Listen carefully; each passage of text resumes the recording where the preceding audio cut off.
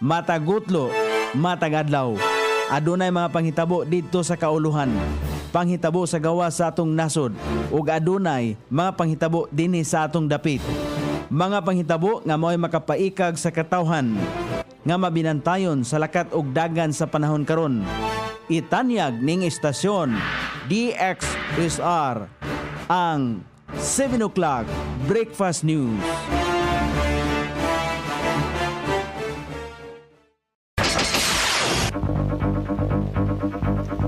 Hikala, kumusta? May buntag Iligan, may buntag Mindanao, may buntag Pilipinas. Adlaw Biyernes, Pizza 19, ibuan sa Disyembre ning tuiga 2025. Sangan sa ato station manager, Pastor Ruben Sulapas, kini ang inyong ka-isar, Kabisaya Noray B, ang muhatod sa hanay sa balita sa alas 7. O karon sa ulohang tudling sa ato mga balita, gipatuman nga search warrant sa Mandulog, may resulta sa pagkasikop sa gikatahapang tigpamaligya og droga. Project Iligan River Revive, tinguha nga wagtangon ang mga babag og mga bara sa kasubaan. Ordinansa sa pagpasira sa Kolehiyo de Iligan, balido base sa desisyon sa RTC Branch 3. Sa kauluhan, Philippine Navy, dugay nang naghatag og seguridad sa mga mangingisdang Pilipino sa West Philippine Sea. Pahayag nga hapit na ipadakop si atong ang gireklamuhan sa iyahang kampo. Ex-DPWH Undersecretary Cabral, mipanaw human makaplagan sa ilalom sa bahin sa pangpang sa Kinon. Balita sa gawa sa nasod, WHO gipamahayag sa publiko nga walay relasyon ang bakuna sa autism. Balita sa kinabuhing Kristohanon, mga kasimbahanan sa Sudan nakasinati og vandalism.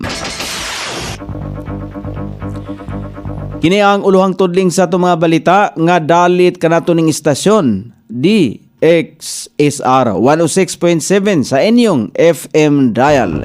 Ang bugtong radyo sa Dakbayan Siligan nga nagsibya sa balang kasulatan, pinasubay sa inspired and preserved, not simply dictated, King James Version sa Anchor Broadcasting Corporation.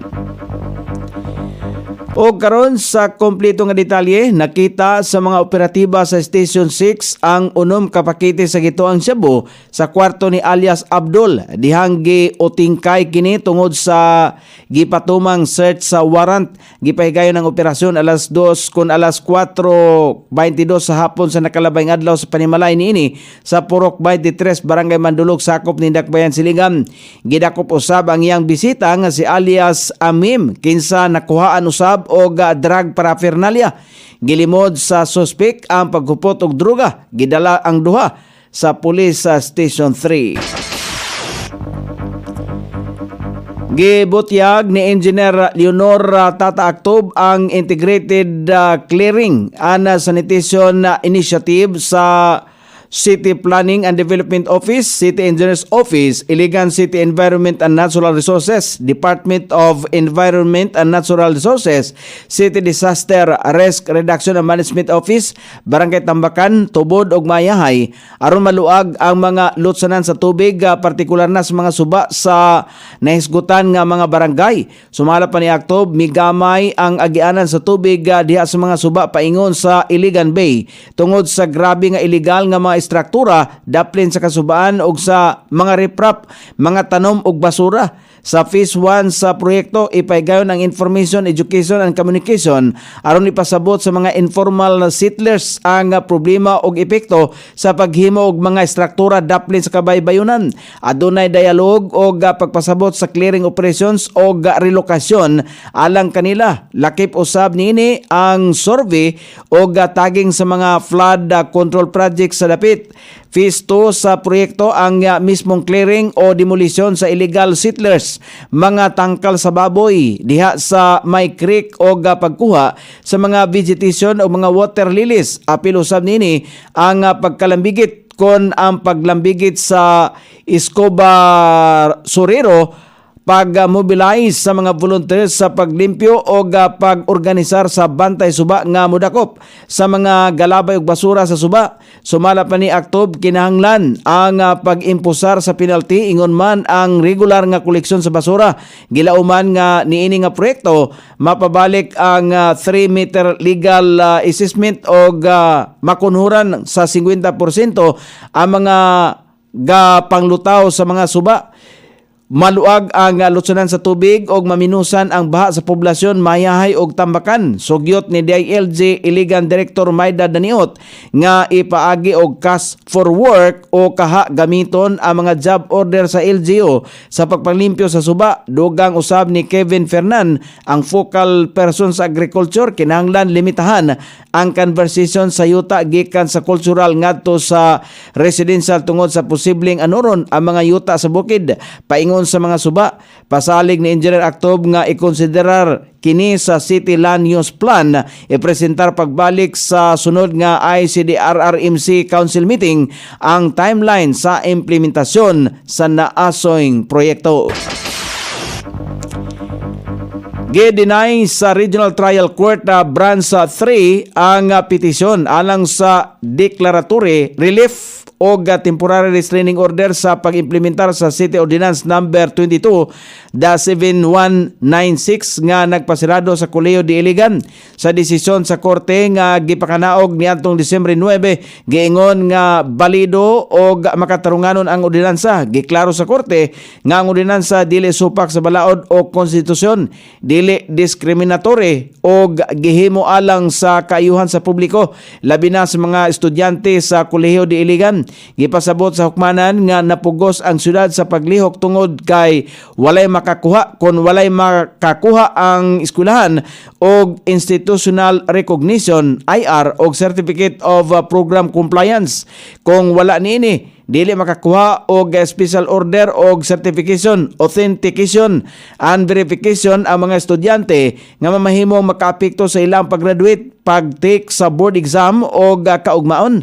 Ang korte usab nag-ila sa mga lakang sa city government aron tabangan ang mga estudyante pag-transfer sa laing higher education institution, subsidiya sa tuition o credit sa mga units nga nakuha na. Subay sa normal nga pagsusi, walay pinili o pamulitika sa pagpatuman. Kadaghanan sa mga estudyante nga nakagraduate o nakapasar sa licensure exam. Sa Facebook post ni Mayor Frederick Xiao, iyang giingon nga kini nga desisyon dili bahin sa pagdaog sa kaso, kundi bahin sa pagpanalipod sa estudyante, kalidad sa edukasyon o kaayuhan sa Iliganon. Diin nagpasalamat usab siya sa klaro o patas nga desisyon nga makaluwas sa kaugmaon sa kabatanunan o maghatag og maayong direksyon ning syudad sa Iligan. O karon sa balita sa kauluhan, gipatinaw ni Armed Forces of the Philippines Chief Romeo Brunner nga dugay nang naghatag og seguridad ang Philippine Navy alang sa mga mangingisdang Pilipino sa West Philippine Sea. Kini bisan bag-o pa nga gimando ni Presidente Ferdinand Marcos Jr. sa Philippine Coast Guard ang pagpakusog sa proteksyon sa mga mangingisdang milawod sa West Philippine Sea human sa water cannon attack sa Chinese vessels batok sa mga mangingisdang Pilipino sa Escuda niadtong Disyembre 12 nga gikasamad sa upat ka mga Pilipino o gikaguba sa ila ang mga bangkang pangisda. Gihimo sa Armed Forces of the Philippines Chief ang pahayag dihang mapangutana kabahin sa direktiba ni Presidente sa Philippine Coast Guard nga mag-deploy og dugang mga barko sa mga estratehikong lokasyon sa West Philippine Sea aron masiguro ang safety sa mga mangingisdang Pilipino samtang namingwit sa traditional fishing grounds. Gipunto usab ni General Brunner nga wala na nila giila-isip gray zone activities ang mga aksyon sa China sa West Philippine Sea. Luyo sa gitawag nila nga mga aksyon sa China kung unsa gayod kini isip illegal, coercive, agresibo o pagpangnimbong. Nagpabilin usab sumala pa niyang wall of nation approach ang ilaang pagtubag sa mga aksyon sa China kung asa katambayayong ang Philippine Coast Guard, Bureau of Fisheries and Aquatic Resources o Philippine Navy. Gireklamuhan sa abogado sa negosanteng si Charlie Atong ang pahayag ni Interior Secretary John Vic Remulla kalabot sa sumalapay hapit na ang pag-aresto sa iyang kliyente. Kini ang adunay kalabutan sa kaso sa mga nangawalang sa bungiro. Sumala pa kang Attorney Gabriel Villaruel ang mga pahayag ni Remulla ang irresponsable o mamahimong magbutang sa kapeligro sa kanhi kon sa kinabuhi sa niatong ang labaw na ang paghulagway kaniya isip armado o makuyaw. Gipamugo sa abogado nga ang naasoy nga pahayag ang nagpadungog-dungog sa shoot on sight or shoot to kill nga aksyon bisan wala pay gipagawas nga warrant of arrest gikan sa hukmanan. Mainumduman nga niadtong nakalabay semana gipasakahan sa Department of Justice og kasong homicide, kidnapping o illegal detention si ang og 21 ka mga pulis kalabot sa nangawala nga mga sabungero. Gisulti ni Villaruel nga nagpabilin si ang sa nasod og padayon nga nakigtambayayong sa mga otoridad og nagpasidaan nga ang maong mga pahayag ang mahimong magdala og prejudgment sa kaso. Namatay na si kanhi Department of Public Works and Highways Undersecretary Catalina Cabral human nga kini nakaplagan sa ilalom nga bahin sa Kinon Road sa Tuba, Benguet. Gikumpirmar kini sa kapulisan sa Benguet human ang insidente kagahapon sa hapon, Disyembre 18, base sa inisyal nga investigasyon sa mga otoridad. Paingon si Cabral sa La Union apan pag-abot sa Maramal sa Campo 5, Campo 4 ang nagpabilin kini pasado alas 3 sa hapon. Gibalikan kini sa driver pasado alas 5 sa hapon ug wala na niya makita ang kanhi DPWH official. Busa pag-abot sa alas 7 sa gabi nagpatabang kini sa mga kapulisan ug dito nakita wala na kinabuhi si Cabral sa gilawmon nga 30 metros ang nga pangpang. Kauban si Cabral sa girekomendar sa Independence Commission for Infrastructure nga makasuhan tungod sa pagkalambigit ini sa anomalya sa flood control. Tungod niini gitahasan sa Office of the Ombudsman ang Benguet Police nga tipigan ang mga gadget sama sa cellphone ni Cabral. Samtang padayon ang gihimong investigasyon sa mga otoridad sa nahitabong insidente. O karon sa balita sa gawas sa nasod, gikumpirmar sa World Health Organization pinagi sa bag-o niining pagtuon nga aduna nay lig-ong ebidensya nga magpamatuod nga walay relasyon ang bakuna og autism. Sumala pa sa WHO nga adunay grupo nini ang naghimo og comparative study nga gihimo kaniadtong 2010 og karong 2025 sa 31 ka mga anggulo diin pamatud-an ang nasong relasyon. 11 lamang nini ang nagsulti nga adunay relasyon ang bakuna og autism nga gipamatud-an pinagi sa piki nga methodology og high bias rex. Tungod nini napamatud-an nga dili makahatag og bakuna makahotag ang bakuna og autism.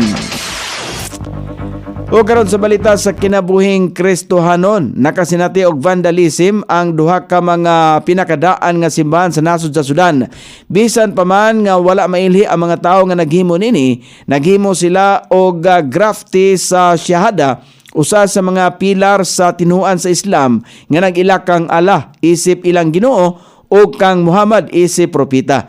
Gisulatan usab sa ang mga dingding sa simbahan og mga bersikulo gikan sa Quran ang naasoy nga binuhatan nakahatag og kabalakas sa mga Kristiyanon tungod kay hinay og walay mabuhat ang kapulisan sa nasod aron madakpan ang nagpaluyo sa naasoyng krimen.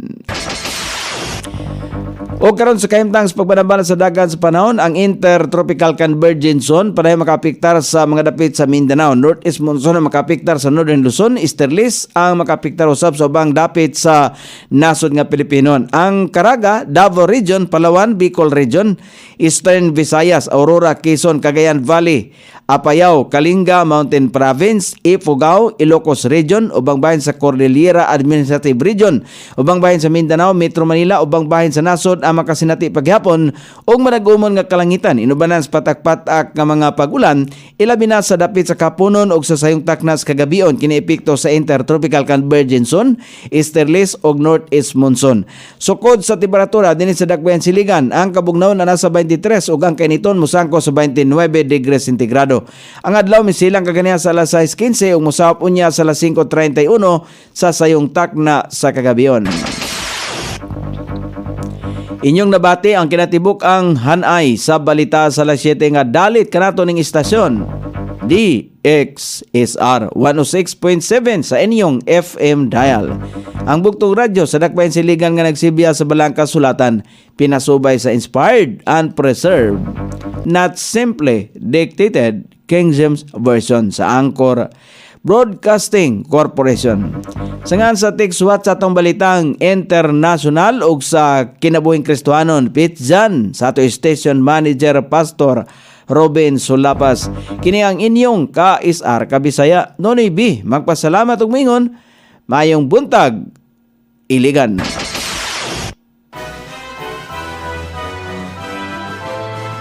Inyong nabati ang 7 o'clock breakfast news hangtod na usab og mga adlaw sa samang takna o sa samang istasyon.